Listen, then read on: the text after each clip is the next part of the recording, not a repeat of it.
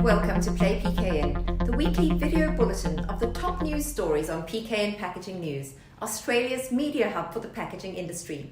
I'm the publisher, Lindy Hewson, and this week's bulletin is brought to you by KM Packaging, specialist in high-performance lidding films, and, as per an announcement in our news this week, following a portfolio expansion, it is also supplying pre-made shaped stand-up pouches to the Australian market.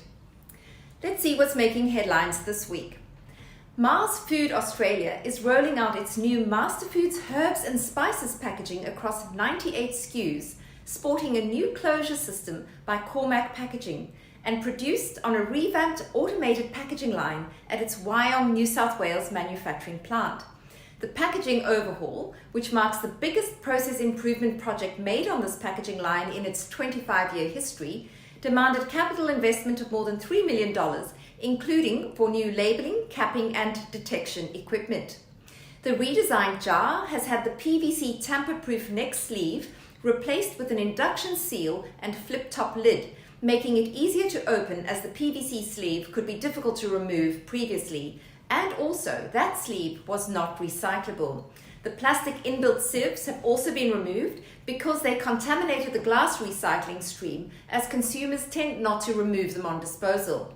The jars are also now color-coded, carry a top lid label for easy identification of the variant to enable easy in-store navigation. Great job to the Mars Food team and to the Cormack Packaging team for creating that flip-top closure. I am extremely excited by the next piece of news because it impacts me directly because it's happening in my hometown. 5,000 households in Mossman and Willoughby in New South Wales will now be able to recycle aluminium coffee pods through their curbside bins in an Australian first pilot. The trial, which will be run by Australian recyclers iQRenew and Curbcycle in partnership with Mossman Council and Willoughby City Council, will provide vital insights to help inform the development of a national coffee capsule recycling scheme that Planet Arc is taking the lead on. Under the Kirby pilot, the capsules will be separated from other recycling at iQRenew's materials recovery facility and transferred to the existing Nespresso recycling system in New South Wales for separating into coffee grounds and to aluminium. From here, the aluminium will go to aluminium producers, saving 95% of the energy required to source aluminium from scratch, with the coffee grounds then going to local commercial compost. How good is that? iQRenew and Curbcycle also feature in some exciting news from the University of Sydney this week, in what is hoped to be a revolutionary step for streamlining the recycling process of soft plastics. Engineering researchers from USyd have developed a new robot that identifies and sorts soft plastic in the recycling stream.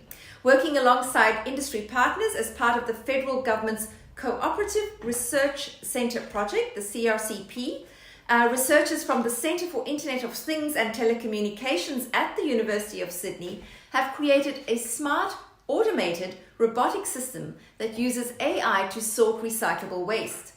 The researchers are working with waste management companies iQRenew and Curbcycle, technology developers Lysella, Mike Ritchie and Associates, and Resource Recovery Design to develop the system. Good luck to them.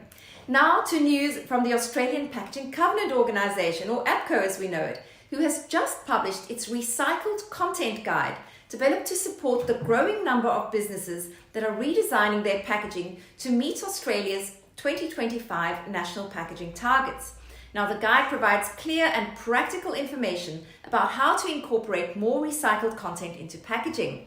The guide is designed to support businesses at all stages of the recycled content journey.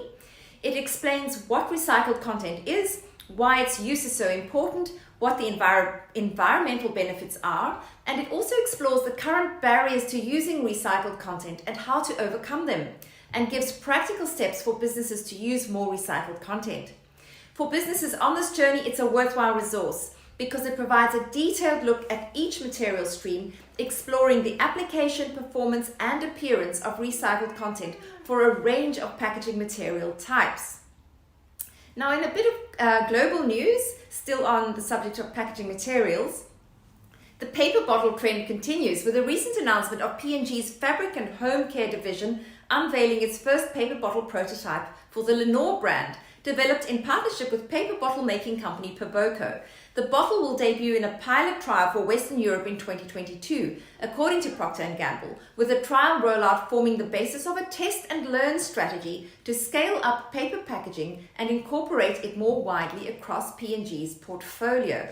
And finally, in a bit of sad news, the big ANZ print trade show PacPrint has been postponed from this September to next June in light of the ongoing COVID pandemic that is currently locking down large parts of Australia. PacPrint 2021, Visual Impact Melbourne and the Label and Packaging Expo were due to open at the end of September. However, with the current situation in Sydney and to a lesser extent Melbourne, Queensland and South Australia, Chair of the board, Sue Threlfo, said the decision became inevitable. Now that is a big pity, but we hope to see you all there next June. For more detail on these and other stories, you know where to go. packagingnews.com.au. That's it from me, Lindy Hewson, signing off.